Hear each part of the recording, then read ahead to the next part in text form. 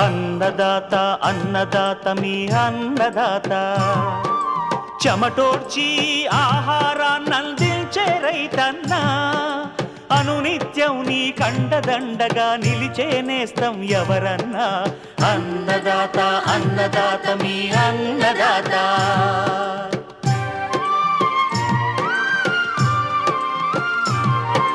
నూతన రీతుల సాగుబడికి, నూరింతలు పెరిగే దిగుబడికి సూచనలిచ్చే సస్య రక్షణకు, పశు పోషణకి శాస్త్ర విజ్ఞానం అందించి ముందుకు నడిపే తెలుగు రైతు భారతదేశానికి మకుటం అయ్యేలా తీర్చిదిద్దే ఆశయంతో మిమ్ము మేలు కొలిపేది అన్నదాత. అన్నదాత అన్నదాత మీ అన్నదాత. అన్నదాత అన్నదాత మీ అన్నదాత. అన్నదాత ప్రేక్షకులకు నమస్కారం. ఈనాటి ముఖ్యాంశాలు: తెలంగాణలో యాసంగి వరి నాట్లు, నీరు ఎరువుల యాజమాన్యం, పొదచిక్కుడు సాగులో మెళకువలు,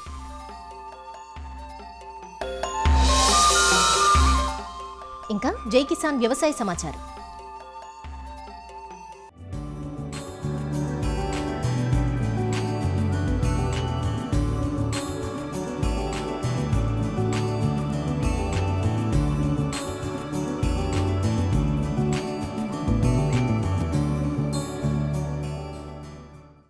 ఇరు తెలుగు రాష్ట్రాల్లోనూ రబీ వరి నాట్లను జనవరి 30 లోపు పూర్తి చేసుకోవాల్సి ఉంటుంది. నార్లు పోసుకోవడం డిసెంబర్ 30 లోపు ముగించాలి. ప్రస్తుతం రైతులంతా నారు పోసుకునే పనిలో నిమగ్నమై ఉండగా ఇప్పుడిప్పుడే తెలంగాణలోని ఖమ్మం, నల్గొండ జిల్లాల్లో నాట్లు వేయడం ఆరంభించారు. తెలంగాణలో చలి అధికంగా ఉండడం వల్ల వేసిన నాటు ఎదగకపోవడం, ఎర్రబారడం, కొన్ని చోట్ల చనిపోవడం వంటి సమస్యలు ఎదురవుతుంటాయి. దీంతో పైపాటు ఎరువులు అధికంగా వేస్తూ ఉంటారు. ఇలాంటి సమస్యలు ఎదురు కాకుండా ఉండాలంటే సరైన సాంద్రత పాటించడం, సరైన మోతాదులో సరైన దశలో అడుగుమందులు, పైపాటు ఎరువులు వేసుకోవడంతో పాటు నాటు కుదురుకునేంత వరకు నీటి యాజమాన్యం సక్రమంగా పాటించాలంటూ యాసంగి వరినాట్ల విషయంలో రైతులకు సూచనలిస్తున్నారు ప్రొఫెసర్ జయశంకర్ తెలంగాణ రాష్ట్ర వ్యవసాయ విశ్వవిద్యాలయం రాజేంద్రనగర్లోని వరి పరిశోధన స్థానం ప్రధాన శాస్త్రవేత్త మరియు అధిపతి డాక్టర్ సిహెచ్ దామోదర్ రాజు. తెలంగాణ రాష్ట్రంలో వేసంగిలో డిసెంబర్ నెల మొదలుకొని జనవరి ఆఖరి వరకు కూడా ఈ నాట్ల ప్రక్రియ కొనసాగుతూ ఉంటుందన్నమాట. అయితే నాట్లు వేసేటప్పుడు అతి ముఖ్యమైన విషయం ఏంటంటే ఒక కుదురుకు ఎన్ని మొక్కలు వేయాలి, తర్వాత ఎన్ని కుదుర్లు వేయాలి, ఎంత దూరంలో వేయాలి, ఎంత లోతులో వేయాలి, ఇవి చాలా ముఖ్యమైన అంశాలు అన్నమాట. అయితే ఈ ఎన్ని మొక్కలు వేయాలి అంటే ఎంత దూరంలో వేయాలన్నదానికి కాల పరిమితితో మనకు లింక్ ఉంటుందన్నమాట. ఉదాహరణకు మీరు స్వల్పకాల రకాలు 4 నెలల పంటలు తీసుకున్నట్లయితే దాంట్లో నెల రోజులు నార్మడి ఉంటుంది, నెల రోజులు పిలికలు వేసి నుంచి చిరుపొట్ట వరకు నెల రోజులు ఉంటుంది, చిరుపొట్ట నుంచి కోత వరకు 2 నెలలు, మొత్తము 4 నెలల్లో నెల రోజులు నార్మడి అయితే, అదే మధ్యకాలిక రకాలలో నెల రోజులు నార్మడి ఉంటే 45 రోజులు ఈ పిలికలు వేసే దుబ్బు వేసే దశ ఉంటుంది అనమాట. చిరుపొట్ట నుంచి కోత 2 నెలలు, ఇది అన్నిట్లో సమానంగానే ఉంటుంది. దీర్ఘకాలిక రకాల్లో కూడా నెల రోజులు నార్మడి అయితే నాటు వేసేటప్పటి నుండి చిరుపొట్ట దశ 2 నెలలు ఉంటుందన్నమాట. తర్వాత చిరుపొట్ట నుంచి కోత 2 నెలలు. సో మీరు ఏ కాల పరిమితి తీసుకున్నా పిలికలు వేసి ఈ దుబ్బు చేసే దశనే మారుతుందన్నమాట. అయితే మనం వేసంగిలో అన్నీ కూడా స్వల్పకాల రకాలు వేస్తాము కాబట్టి నెల రోజులే పిలికలు వేసే దుబ్బు చేసే దశ ఉంటుంది కాబట్టి నాటు వేసే దూరము తక్కువగా ఉండాలన్నమాట. అంటే 10 x 15 సెంటీమీటర్లు, అంటే దాదాపు ఒక చదరపు మీటర్కు 60 నుంచి 66 కుదురులు వచ్చేలాగా వేసుకోవాలి. ఒక్కొక్క కుదురుకు 2-3 మొక్కలు వేసుకుంటే సరిపోతుంది. నాట్లు కూడా ఎక్కువ లోతు నాడకుండా పైపైన నాట్లు వేయాలి. నాట్లు వేసేటప్పుడు పల్సగా నీరు ఉండాలన్నమాట. అదే మధ్యకాలిక రకాలైతే 15 x 15 సెంటీమీటర్లు, ఒక చదరపు మీటర్కు 44 కుదురులు ఉండేలాగా చూసుకోవాలి. కుదురుకు 2 నుంచి 3 మొక్కలు, తర్వాత పైపైగా నాట్లు వేయడం. ఇక దీర్ఘకాలిక రకాలు మనం వేసంగిలో వేయము, ఖరీఫ్లో వేస్తాము. అది ఒక చదరపు మీటర్కు 33 మొక్కలు ఉండేలాగా చూసుకోవాలి. 20 x 15 సెంటీమీటర్ల దూరంలో ఒక కుదురుకు 2 నుంచి 3 మొక్కలకు మించి వేయకూడదు. పైపైన నాట్లు వేసుకోవాలి. తర్వాత నాట్లు వేసేటప్పుడు నీళ్లు పలచగా ఉండాలి. నాట్లు వేసిన తర్వాత నారు తిరిగే వరకు మూన తిరగడం అంటారు, లేదంటే నారు కుదురుకోవడం అంటారు. ఈ అయ్యేంత వరకు మనం నీళ్లు ఒక 2 ఇంచుల వరకు పెట్టుకోవాలి. తర్వాత మళ్ళీ నీళ్లు ఒక 1 ఇంచ్ అంటే పల్సగా నీళ్లు పెట్టుకుంటే మీకు పిలకలు బాగా వేసే అవకాశం ఉంటుంది. అసలే నీళ్లు లేకుంటే కలుపు వచ్చే అవకాశం ఉంటుంది. సో కలుపు రాకుండా మళ్ళా కింద అంకురం మునిగిపోకుండా, కింద అంకురం కనుక మునిగిపోతే పిలకలు రావన్నమాట. సో పిలకలు రావాలి, కలుపు రాకూడదు. అంటే 1 ఇంచు వరకు నీళ్లు మెయింటైన్ చేసినట్లయితే మీకు మంచి పిలకలు వచ్చే అవకాశం ఉంటుంది, కలుపు రాకుండా. ఇది మీరు వేసంగిలో స్వల్పకాలిక రకాలు నెల రోజులు అంటే నాటు వేసినాక నెల రోజుల వరకు మెయింటైన్ చేయాలి. ఇది ఒక అతి ముఖ్యమైన వాటర్ మేనేజ్మెంట్ ఆస్పెక్ట్ అన్నమాట. తర్వాత ఇంకొకటి ఏంటంటే ఫర్టిలైజర్స్. ముఖ్యంగా మనము అడుగు మందుగా 1 ఎకరాకు సరిపోని భాస్వరం అందించే 1 బ్యాగ్ డిఏపి సరిపోతుంది. లేదంటే 3 బ్యాగుల 3 బస్తాల 3 కట్టల సింగిల్ సూపర్ ఫాస్ఫేట్ వేసుకోవచ్చు. డిఏపిలో నత్రజని ఉంటుంది, భాస్వరం ఉంటుంది అనమాట. 46% భాస్వరం ఉంటే కొంత బాగా నత్రజని కూడా ఉంటుంది. కాబట్టి డిఏపి వేసుకుంటే మీకు భాస్వరం అడుగు మందుగా అందుతుంది, కానీ నత్రజని పూర్తిగా అందదు. కాబట్టి పూర్తి స్థాయిలో నత్రజని మొదట్లో అందాలంటే ఒక 33 కిలోల యూరియా నాట్లు వేసిన వెంటనే వేసుకోవాలి. తర్వాత పొటాష్ కూడా వేసుకునే అవకాశం ఉంది. ముఖ్యంగా వేసంగిలో 1 ఎకరానికి 10 నుంచి 12 కిలోల పొటాష్ వేసుకుంటే మంచి గింజ గట్టిపడి మొక్క గట్టితనం వచ్చే అవకాశం ఉంటుంది. అదే 2 సీజన్ల కలిపి అయితే 20 కిలోల పొటాష్ వేసుకుంటే సరిపోతుంది. తర్వాత ఏసంగిలో జింకు లోపము ఎక్కువ వచ్చే అవకాశం ఉంటుంది. ఎందుకంటే మీకు ఈ చలి ప్రభావం వల్ల పోషకాలను సరిగా తీసుకోలేదన్నమాట. సూక్ష్మ పోషకాలు కానీ ఇవి కానీ తీసుకోక ఎర్రబడిపోతూ ఉంటుంది. సో దీని కొరకు గాను మీరు 1 ఎకరానికి 1 సీజన్కి అయితే 10 కిలోల జింకు, 2 సీజన్లు కలిపేసుకున్నట్లయితే 20 కిలోల జింకు అడుగు మందుగా వేసుకోవాలి. ఇంకొకటి రైతులు గమనించాల్సిన ముఖ్యమైన విషయం ఏంటంటే మనకు ఉష్ణోగ్రతలు ఎప్పటి నుంచి పెరుగుతాయంటే ఉత్తరాయణం స్టార్ట్ అయినప్పటి నుంచి. ఎప్పుడు స్టార్ట్ అవుతుంది? సంక్రాంతి నుంచి మీకు క్రమంగా ఉష్ణోగ్రతలు పెరుగుతాయి. సో సంక్రాంతి వరకు ఉష్ణోగ్రతలు తక్కువగా ఉంటాయి కాబట్టి సహజంగానే వరి పెరుగుదల తక్కువగా ఉంటుంది. అప్పుడప్పుడు ఎర్రబడిపోవడము, చలి చౌడు ఉండడం వల్ల అక్కడక్కడ కొసలు ఎర్రబడము, మధ్యలో ఆకులు ఎర్రబడడం అని జరుగుతూ ఉంటాయి. దానికి రైతులు ఆందోళన చెందాల్సిన అవసరం లేదు. ఎందుకంటే అది టెంపరీ మాత్రమే. ఉష్ణోగ్రతలు తగ్గినప్పుడు అలా అవుతుంది, మళ్ళీ పెరిగినప్పుడు మామూలుగా అవుతుంది. నీళ్లు మాత్రము చౌడున్న ప్రాంతాల్లో తప్పనిసరిగా నీళ్లు నిల్వ ఉంచాలి. చౌడున్న ప్రాంతాల్లో నీళ్లు తీసివేస్తే ఈ ఉప్పు శాతం పెరిగి మొక్కలు చనిపోయే అవకాశం ఉంటుంది చలికాలంలో. అదే చౌడు లేని వాళ్ళు నీళ్లు తీస్తూ పెడుతూ ఉండాలి. మళ్ళీ అంటే పెట్టిన నీళ్లు అందులో ఇనికిన తర్వాత మళ్ళీ వెంటనే ఫ్రెష్ నీళ్ళు పెట్టాలి. ఈ రకంగా చేసినట్లయితే మీరు వేసంగిలో నాట్లు వేసిన తర్వాత మొక్కలు చనిపోవడం కానీ పెరుగుదల లేకపోవడం కానీ ఉండదు. కానీ ఒకటి గమనించాల్సిన విషయం ఏంటంటే సహజంగానే సంక్రాంతి వరకు పెరుగుదల చాలా స్లోగా ఉంటుంది. సంక్రాంతి తర్వాత ఆటోమేటిక్గా మీకు వరి పెరుగుదల పుంజుకుంటుంది, పచ్చగా బాగా ఫాస్ట్గా పెరుగుతుంది. దీన్ని దృష్టిలో పెట్టుకొని ప్రైవేట్ కంపెనీలు ఇదే వేయండి అదే వేయండి అని చాలామంది ప్రచారం చేస్తూ ఉంటారు. అది మీరు ఏదో గుళికలు వేయడం వల్లనో గంట గుళికలు వేయడం వల్లనో ఏదో మందులు వేయడం వల్లనో కాదు, ఉష్ణోగ్రత పెరగడం వల్ల. అది గమనించాలి రైతులు. అంటే యూరియా మేనేజ్మెంట్ కరెక్ట్గా చేసుకున్నట్లయితే సంక్రాంతి తర్వాత ఉష్ణోగ్రతలు పెరుగుతాయి కాబట్టి ఆటోమేటిక్గా మీకు పొలము బాగా అవుతుందన్నమాట. ఇది రైతులు గమనించాల్సిన అతి ముఖ్యమైన విషయం. ఈ ప్రధాన పొలం తయారైన తర్వాత ఏ ఎరువు ఎప్పుడు వేయాలనేది రైతులకు సందేహంగా ఉంటుంది. ముఖ్యంగా డిఏపి అడుగు మందుగా వేయాలి. అడుగు మందుగా అంటే ఆఖరు దమ్ములో వేయాలి. అంటే ఆఖరిసారి మీరు ఏదైతే జంబు కానీ లెవెలర్ కానీ గొర్రు కొడతారు కదా, గొర్రు కొట్టే ముందు డిఏపి వేసుకోవాలి. అప్పుడే పొటాష్ వేసుకోవాలి. ఎందుకంటే ఇవి రూట్స్కి అందాలంట, రూట్ జోన్లో వాడాలి. అందుకని మనం ఏం చేస్తాం, ఒకసారి వేసి గొర్రు కొడితే అవి రూట్ జోన్లోకి వెళ్ళిపోతాయి. అదే యూరియా మాత్రం కరిగిపోతుంది, తర్వాత నీళ్ళలో కరిగి కిందికి వెళ్ళిపోతుంది, తర్వాత బాగా ఎండ ఉంటే ఆవిరైపోతుంది. కాబట్టి యూరియాని మాత్రము మీరు నాట్లు వేసినాక పలసగా నీళ్లు పెట్టి వేసుకోవాలి. నాట్లు వేసిన తెల్లారు కానీ ఆ నాట్లు వేసే రోజు కానీ. ఇది ఆ ఫర్టిలైజర్ లక్షణాన్ని బట్టి మీరు వేయాలన్నమాట. ఫర్టిలైజర్ లక్షణం ఏంటంటే డిఏపి ఎక్కడేస్తే అక్కడే ఉంటుంది, పొటాష్ కొంచెం అటు ఇటుగా కదులుతుంది, యూరియా మాత్రం ఎక్కడేసినా అది కిందికి వెళ్ళిపోతుంది. దీన్ని దృష్టిలో పెట్టుకొని ఈ 3 రకాల ఎరువులు మీరు వాడాలి. జింక్ కూడా అడుగు మందుగానే వేయాలి. ఎందుకంటే జింక్ కూడా రూట్ జోన్లో వేయాలి. జింక్ ఎక్కడేస్తే అక్కడే ఉంటుంది, జింకుకు డిఏపికి పడది. కాబట్టి జింక్ వేరుగా వేయాలి, డిఏపి వేరుగా వేయాలి. అది కూడా మీకు రూట్ జోన్లో పడేలాగా రెండోసారి దమ్ము చేసేటప్పుడు లేకుంటే రెండోసారి గొర్రు కొట్టేటప్పుడు మీరు మొదటిసారి గొర్రు కొట్టేటప్పుడు జింక్ వేసుకోవాలి. తర్వాత డిఏపి, తర్వాత పొటాష్, ఆఖరిగా యూరియా వేసుకోవాలి. ఇది పద్ధతి అన్నమాట. ఎప్పుడైనా యూరియా బురద పదంలో వేయాలి, లేదంటే పల్సగా నీళ్ళు అంటే ఉండి లేనట్లుగా నీళ్ళు నుంచి యూరియా వేయాలి. ఎక్కువ నీళ్ళు నుంచి యూరియా వేస్తే ఏమవుతుందంటే ఆ యూరియా అంతా నీళ్ళలా కరుగుతుంది, నీళ్ళు కిందికి ఇరికినప్పుడు దాంతోపాటు కిందికి వెళ్ళిపోతుంది.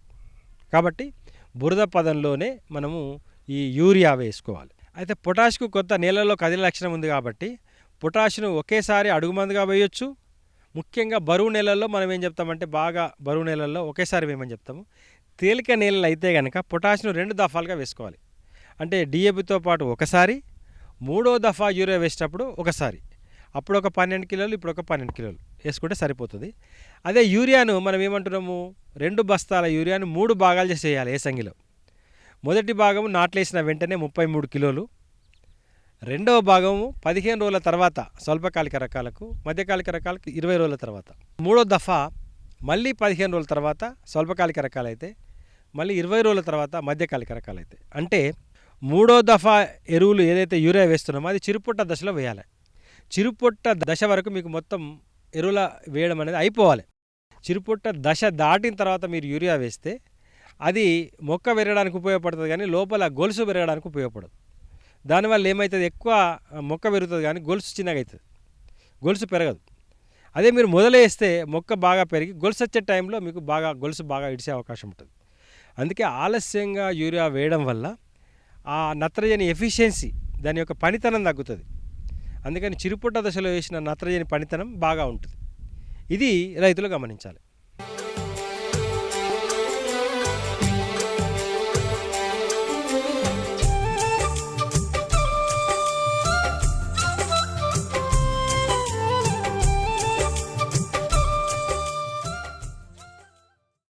కూరగాయ పంటల్లో చిక్కుడు ఒకటి.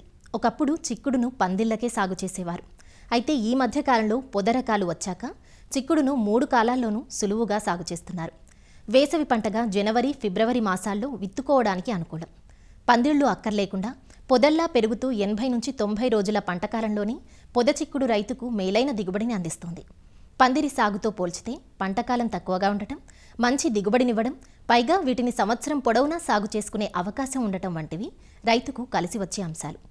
మేలైన రకాలను ఎంచుకొని సాగులో జాగ్రత్తలు పాటిస్తూ యాజమాన్యం చేపట్టడం ద్వారా ఎకరాకు 8 నుండి 10 టన్నుల దిగుబడులు పొందే అవకాశం ఉందంటూ వివరాలు తెలియజేస్తున్నారు ప్రొఫెసర్ జయశంకర్, తెలంగాణ రాష్ట్ర వ్యవసాయ విశ్వవిద్యాలయం, నాగర్ కర్నూలు జిల్లా పాలెం కృషి విజ్ఞాన కేంద్రం శాస్త్రవేత్త శంకర్.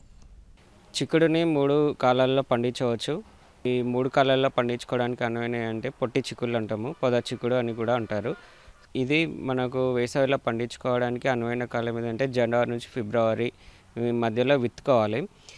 నేలలు చూసుకున్నట్లయితే సారవంతమైన ఎర్ర నేలలు లేదా ఒండ్రు నేలలు, గరప నేలలు, సో నీరు నిల్వనటువంటి చౌడు లేనటువంటి భూమిలో అనుకూలము.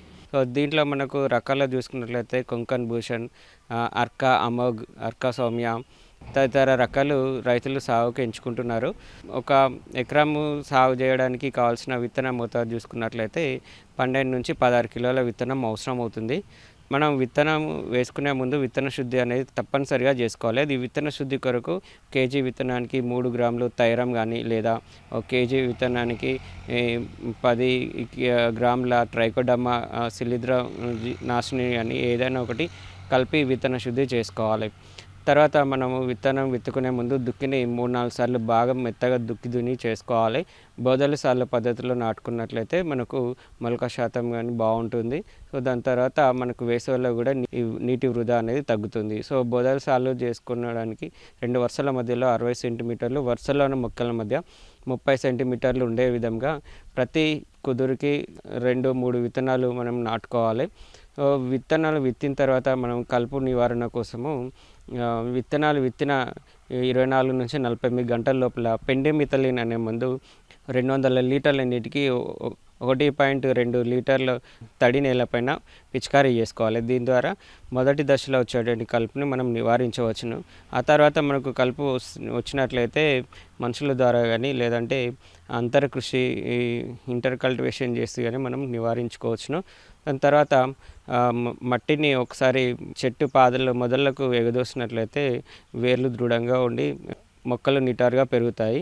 సో తర్వాత మనము విత్తనము వేసే ముందే మనకు ఆకర్దుకులో 4-5 టన్నుల పశువుల ఎరువు, దాంతోపాటు 150 కిలోల సింగిల్ సూపర్ ఫాస్ఫేట్, 33 కిలోల యూరియా, ఇంకా 20 కిలోల మ్యూరేట్ ఆఫ్ పొటాష్ను వేసుకోవాలి.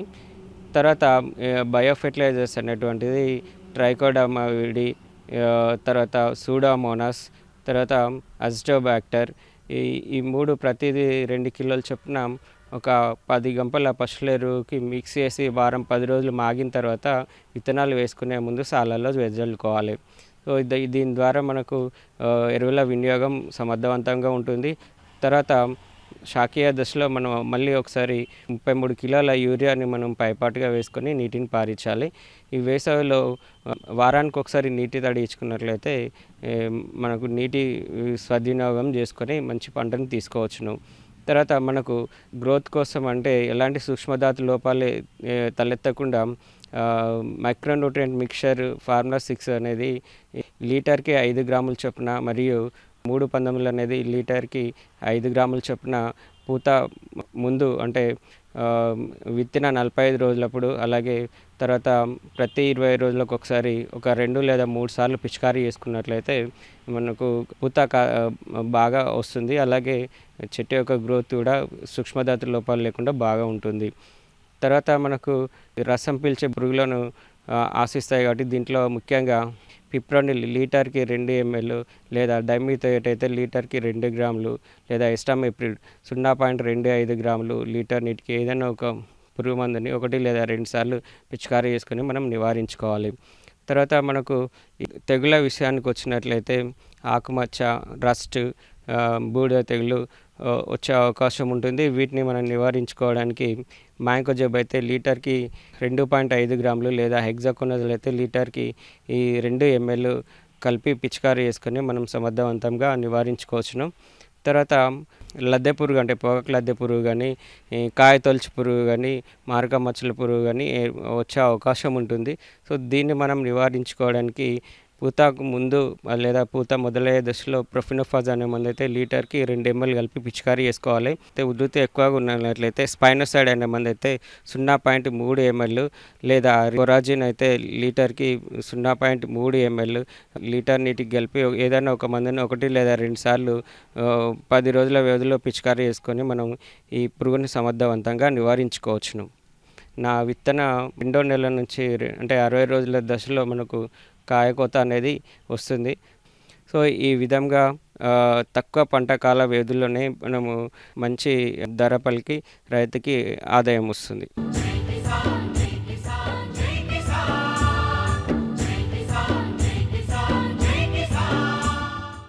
వ్యవసాయ సమాచారం ఇప్పుడు జై కిసాన్లో చూద్దాం. వ్యవసాయ కుటుంబానికి చెందిన ఈ ముగ్గురు అన్నదమ్ములు గత కొంతకాలంగా ప్రకృతి సేద్య విధానాల్ని అవలంబిస్తూ ఆరోగ్యకర దిగుబడులు తీస్తున్నారు. పార్వతీపురం మన్యం జిల్లా జియమ్మ వలస మండలం పెద్ద బుడ్డిడి గ్రామానికి చెందిన గురాన శ్రీరామమూర్తి నాయుడు, చంద్రశేఖరరావు, బాబూరావులు సుమారు 30 ఎకరాల విస్తీర్ణంలో రసాయనాలు వినియోగించకుండా సహజ సేద్య పద్ధతుల్ని ఆచరిస్తున్నారు. ప్రకృతి సేద్య విభాగం అధికారుల సహకారంతో సాగులో ముందుకు నడుస్తున్నారు. 15 ఎకరాల్లో అరటి, 7 ఎకరాల్లో వరి, 4 ఎకరాలు పత్తి, మొక్కజొన్న, సుమారు 2 ఎకరాలు కూరగాయల సాగు చేస్తున్నారు. సంవత్సరంన్నర నుంచి సేంద్రియ పద్ధతిలో వ్యవసాయం అవలంబించాం. పంట కూడా కొంచెం పర్వాలేదనిపిస్తుంది. వాళ్ళు చెప్పినట్టు వ్యవసాయం చేయడం మీద అనుకూలంగా ఉంది. పురుగులకు కానీ దోమలకు కానీ ఇంకో రకం కానీ ఎర్ర తెగులు అరట్లో ఎర్ర తెగులు అయినా సరే కొంచెం నివారణకి వస్తున్నాయి సేంద్రియ కషాయాల వల్ల. ఎరువుల ఖర్చు తగ్గింది, ఆరోగ్యం బాగుంది, పంట నాణ్యత బాగుంది. చాలా సంవత్సరాల నుంచి వ్యవసాయాలు చేస్తాను. ఈ ఎరువులకి ధరలు పెరిగిపోయి, పురుగు మందులకి ధరలు పెరిగి వ్యవసాయం మీద గిట్టుబాటు రావట్లేదు. గత సంవత్సరం నుంచి సేంద్రియ ఎరువుల పద్ధతిలో పాటిస్తున్నాం. ఎరువులు బదులుగా ఇప్పుడు సేంద్రియ ఎరువు తయారు చేసి వాడుతున్నాం. బెల్లం, శనగపిండి, ఆవుమూత్రం ద్వారా సేంద్రియ ఎరువు తయారు చేసి వాడాం. దిగుబడి కూడా బాగుంది. సహజ విధానాల్లో పంటలు సాగు చేయడంతో నేలసారం పెరిగి నాణ్యమైన దిగుబడులు తీయగలుగుతున్నామంటూ రైతులు చెబుతున్నారు. సాగు మొదలు చీడపీడల నివారణ, పంటల ఎదుగుదలకు సైతం సహజ విధానాలనే ఆచరిస్తున్నట్లు వారంటున్నారు. ఎన్నో సంవత్సరాల నుంచి వ్యవసాయం చేసేవాళ్ళం. గతంలో రసాయనిక ఎరువులు, పురుగు మందులు వాడేవాళ్ళం. మరి గత సంవత్సరం నుంచి కూడా ప్రకృతి వ్యవసాయంకి చేయడం జరుగుతుంది. మరి దానిలో భాగంగా గత సంవత్సరం కూడా స్వీట్ కార్న్ వేయడం జరిగింది. దానికి మేము ప్రకృతి వ్యవసాయం పరంగా మొదట చూస్తే కోడిగత్తం, గొర్రెగత్తం అలాగ వేస్తూ, మరి పురుగు మందులకు వచ్చేసరికి మొక్కజొన్నకి కత్తిరి పురుగు అది 10 రోజులకి కూడా రావడం జరిగేది. దాని మీద ముసిరి కషాయం అనేది వాడాము. దాని ద్వారా మాకు పురుగు మందులకి రసాయనికంగా ఎరువులతో పాటు తక్కువ ఖర్చుతో వీటి వల్లే నివారణ అవ్వడం వల్ల ఎరువులు కూడా పెట్టుబడి తగ్గింది. ప్రకృతి వ్యవసాయం వల్ల పండిన పంటని మరి ఆరోగ్యరీత్యా కూడా బాగానే ఉంటది కనుక దీనికి గిట్టుబాటు ధర కూడా వచ్చేటట్టు కూడా చేయాలని ప్రభుత్వాన్ని కూడా విన్నవించడం జరుగుతుంది. మరి లైన్ సోయింగ్ వరి కూడా మేము సాగు చేయడం జరిగింది. దానికి కూడా మన ఆకులతో దశపల్ల కషాయం ఇవన్నీ ఒక 10 రకాల ఆకులతో చేసి దాని పిచికారి వల్ల కూడా మరి నేను రసాయనికంగా ఏ పురుగు మందులు కూడా వాడటం అయితే తగ్గింది. వరికైతే మేము పూర్తిగా రసాయనిక పురుగు మందులు వాడటం లేదనే చెప్పాలి. ప్రకృతి సేద్య విధానాల ద్వారా పెరిగే భూసారం, రైతులకు దక్కే లాభాల గురించి తమ పరిధిలోని రైతులందరికీ అవగాహన కల్పిస్తున్నట్లు ప్రకృతి సేద్య విభాగం అధికారులు చెబుతున్నారు. వీరిని చూసి గ్రామంలోని మిగతా రైతులు ముందుకు వస్తున్నారని చెబుతున్నారు. ముగ్గురు అన్నదమ్ములు ఈ కార్యక్రమంలో ఇన్వాల్వ్మెంట్ ఎక్కువ ఉన్నది.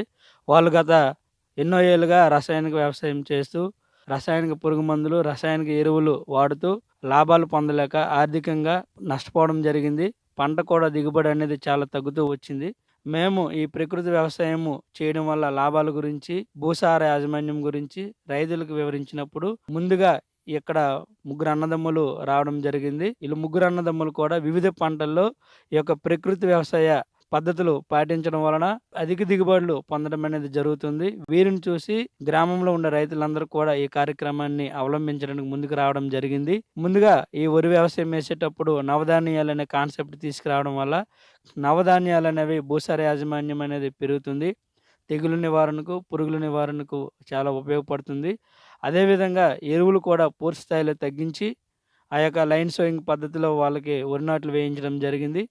ఆ పంటతో పాటు పత్తి పంట కూడా వేయించడం జరిగింది. పత్తి పంటలో వచ్చే కాండం తులసి పురుగు నివారణకు ఎక్కువగా మేము దశపర్ణ కషాయము, విషముసిరికి కషాయము అంటే పొగాకాళ్ళు, ఆవుమూత్రము, ముసిరికి చెక్కతో తయారు చేసిన కషాయం ఎక్కువసార్లు మేము ఉపయోగించడం వల్ల పత్తిలో వచ్చే ఎక్కువ పురుగుల నివారణకు అది చాలా ఉపయోగపడ్డది.